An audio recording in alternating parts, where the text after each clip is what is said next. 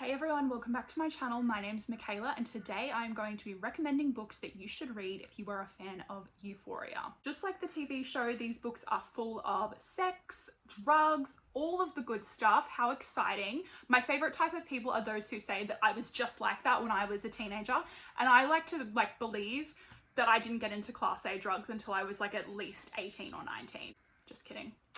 Obviously, there's going to be massive trigger warnings for a lot of these books. At the time of filming this, there's only one other video with recommendations if you like the show Euphoria, and I figured what better thing to do as a book community to read books that are like the show while we're waiting for the new episodes. I am sitting impatiently on my hands, especially after episode 3. What on earth was that? But my favorite character, definitely Ashtray.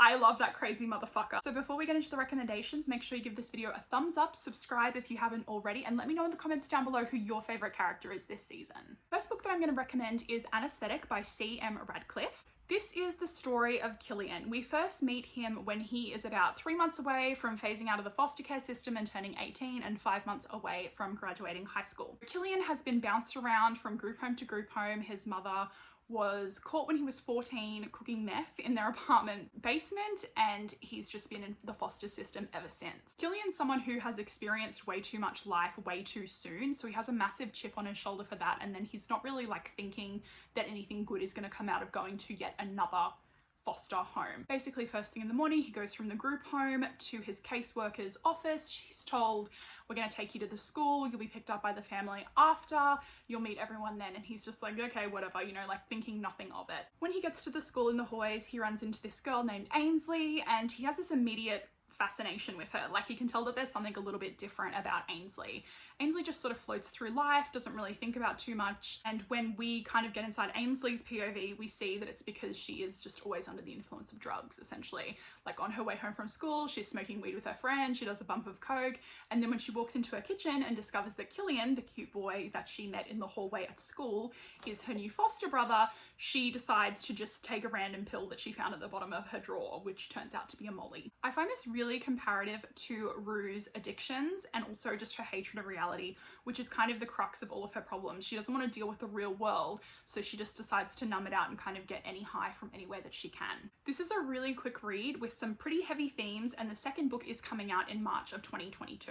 Up we have a little 2-for-1. We've got a book and a movie, and that is The Virgin Suicides by Jeffrey Eugenides, and the movie was directed by Sofia Coppola. This book is sort of a recalled memory of a collective of boys from 1974 Michigan. They grew up in the same neighborhood as the Lisbon sisters, so we have Therese, Mary, Bonnie, Lux, and Cecilia, and the boys have sort of made them into these mysterious wonders due to the girls not really being able to mix with the rest of the neighborhood. They have really religious parents who keep them quite separate from everyone else. When Cecilia, who's 13, attempts suicide one day, she is sent to a psychiatrist, and the psychiatrist recommends that the Lisbon family sort of extends into their own neighborhood, that the girls are just too isolated, that she would really do better in her recovery and her treatment by interacting with some of the kids in the neighborhood, because it's just something that they don't really do. Girls' parents who are just really reluctant to do this, they do end up throwing a party for the girls, and it has really terrible, dire consequences. Obviously this one has massive trigger warnings in it.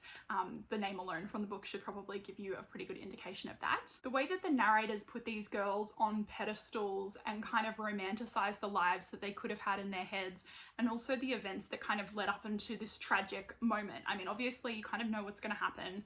The name says it all. I really think that it's quite comparative to Euphoria in the way that it encapsulates what it's like to be a teenager and to be so uncertain of your place in the world and kind of knowing who you are and trying to figure things out. It also has the element of nostalgia, because obviously when the story is being retold, these boys aren't teenagers anymore. They're kind of in their mid-40s, and they're reminiscing about the lives that they had, that they could have had, the way that the world around them kind of just kept going on after this massive cataclysmic event happened, and it just has affected their lives forever, basically. Next recommendation that I have is Ecstasy by KV Rose. This book has 3 different POVs. So we've got Zara, Alex, and Eli, and it's in a college setting. Alex is Zara's boyfriend. He's kind of more hot-headed, impulsive, extroverted, sort of takes the lead, whereas Eli, his roommate, sort of takes the back burner to things.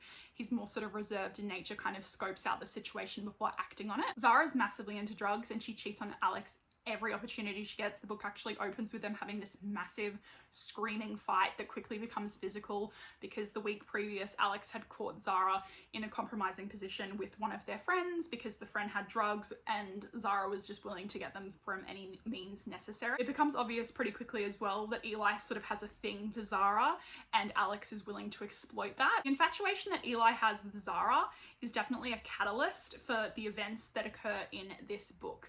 It's a really good look at interpersonal relationships and sort of how not only the addiction can bring out the worst in you, but actual people. Like, you know, when you're just in the most toxic of all situations, I mean, if you're a bit older and hopefully like not a lot of people can relate to this, but I know a lot of people can relate to this, you can just think about that one person who it was almost like fun to just be a shit show with. You know, with everything in you that you should not be near this person, that you should just cut your losses, get the hell out of Dodge, but there's something about them that just keeps bringing you back to them. This is that dynamic. This book is incredibly draining. Like, you can feel the exhaustion in these characters for having to deal with this situation. It's super Nate and Maddie, especially in season 1. The dynamic between all of them is just really toxic and horrible. Very, very dramatic and excellent reading, if I do say so myself. Next up is one of my favorite series of all time, and that is the Havoc Boys by C.M. Stunich. The Havoc series centers around Bernadette Blackbird and 5 boys named Hale, Aaron, Victor, Oscar, and Callum. Essentially, if you proclaim the word Havoc, these boys are in your service, but for a price. Bernadette comes from an incredibly volatile home situation with a junkie mother, a crooked cop stepfather, and she figures that the only way she can help her baby sister is by paying the price that the Havoc Boys ask of her. Bernadette is willing to do some extreme things to protect her sister, to right the wrongs that have happened to her in the past, and she should know this because she herself was the target of the Havoc Boys previously, so she knows how relentless, how ruthless, and how methodical they can be in their takedown of people once Havoc has been called and they're in your service. What Bernadette doesn't count on is that her payment is going to be her becoming a Havoc girl. Like, she will be part of their crew. It's never been done before. It wasn't what she was expecting. Also, because these boys work so tightly together, they are a unit, you know, like they're family. They've got their hands in all different pies, in like drugs, in guns, in people. These are the people you want on your side. Euphoria vibes I get from this is the drugs, the violence, the sex. This is a reverse harem novel, so Bernadette at some point does end up with all 5 of the guys. It's very, very immaculate vibes though. Mwah, love it. This is like my favorite reverse harem series of all time. In this story, there's points of massive stress and anxiety. Like, you know when you're watching an episode of Euphoria and it feels like you're on the top of a roller coaster and like your stomach is about to drop out, you're about to hit the floor, and you're just like, when is this gonna happen? This is the whole book series. There's 5 books. So, you know, like if you really like being stressed out, I would highly recommend reading these books. Next up, we've got Inside the Melstrom by Grace McGinty. This story opens up with our female main character, Aviva, telling us how she's failing out of college, her life is in shambles, and she's gonna drive her car into this magnolia tree to end her life. When she's unsuccessful in her suicide attempt, her legal representation manages to cut a deal where Aviva will go to a rehabilitation facility instead of jail because she didn't hurt anyone. The neighbors aren't going to press any charges for property damage. She gets off pretty lucky in that respect. Aviva is feeling incredibly defeated. She doesn't think that she can do anything right in her life, and that includes ending it. Not to mention the fact that the rehabilitation facility where she's ended up at is a bit of a joke. The staff are hooking up with patients, Aviva herself is hooking up with one of the custodians, and the other people who are with her don't seem to be there for any discernible reason. One of the patients that really stands out as someone who's taking the piss is Hendrix, whose father is a political candidate who seems to have just been shunted into this rehab facility to kind of keep him out of the public eye, to stop him from fucking up. Hendrix himself gets caught by Aviva having sex with one of the nurses, and he also gets a lot of preferential treatment. Everyone else shares a room, Hendrix doesn't. He has his own bathroom. He's just basically does whatever he wants. He doesn't have to participate in any of the group therapy sessions. It's just like essentially a babysitting service for this like 25-year-old man. One day he sort of comes across Aviva and he is immediately intrigued by her because she just tells him to fuck off. He goes into her room in the middle of the night, kind of like wakes her up, scares the shit out of her, and says, "Come and hang out with me and my friends." So it turns out that his friends aren't even patients at the rehab facility. They're just these two guys who he grew up with, who have come to Florida while he is tucked away in this little rehab facility, and they basically break into the pool area and hang out with Hendrix every night, and then they leave at sunup. Aviva is really unimpressed with Hendrix and his friends Samson and Otto, and she just like gets out of there really quickly. But Hendrix the next day overhears Aviva talking to her parents on the phone, how she doesn't really want to go back to college. She kind of just wants to travel, and her parents like hang a lot of shit on her. They're just like, we've taken out a second mortgage to get you into this rehab facility. And she's just feeling like even worse than she was before. The next day, she's also due to be early released from her sentence, essentially. That's kind of when Hendrix is just like, well, you know, I can do better than this. If I could describe this book in a word, it would be electric. It sort of perfectly encapsulates that feeling that you get from an episode of Euphoria, like how you're on the top of a roller coaster or on the precipice of something, like something big is going to happen and it's going to rock your world. The second book is coming out in March of 2022, and I just want to warn you that it ends on a massive cliffhanger, so maybe just squirrel this one away. Next up, we have Addicted to You by Krista and Becca Ritchie, and I don't think that I could have done this list without including Lo and Lily's story of addiction and excess. Lily Calloway is a painfully shy girl from a well-to-do family, and you would never guess that she is a sex addict just by looking at her.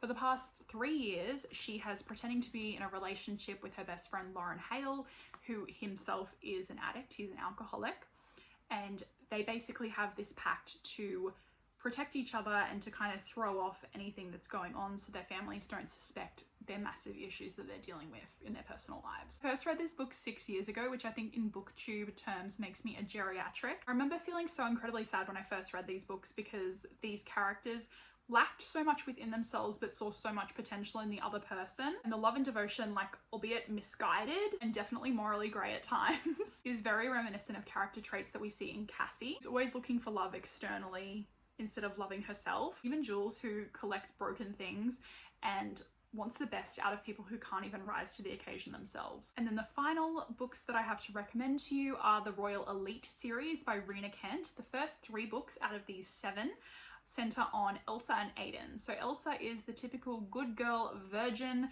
corrupted by the big bad bully boy Aiden. It's very comparable to Nate in his truly insane, aggressive, possessive, abusive ways. I would say that the character of Aiden has more redeeming qualities.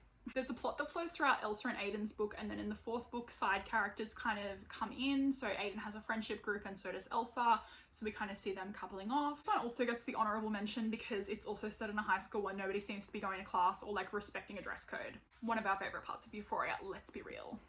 I hope that you enjoy these book recommendations, guys. Like I said before, let me know in the comments down below who your favorite character is this season. Season 1 was definitely Cassie for me. Like, I felt so sorry for her, and I'm like, I don't know what they've done to her character this season. It's stressing me out. So ashtray forever. Also love Faye. Thank you so much for watching, guys.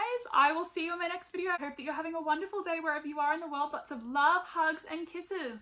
Mwah! Bye!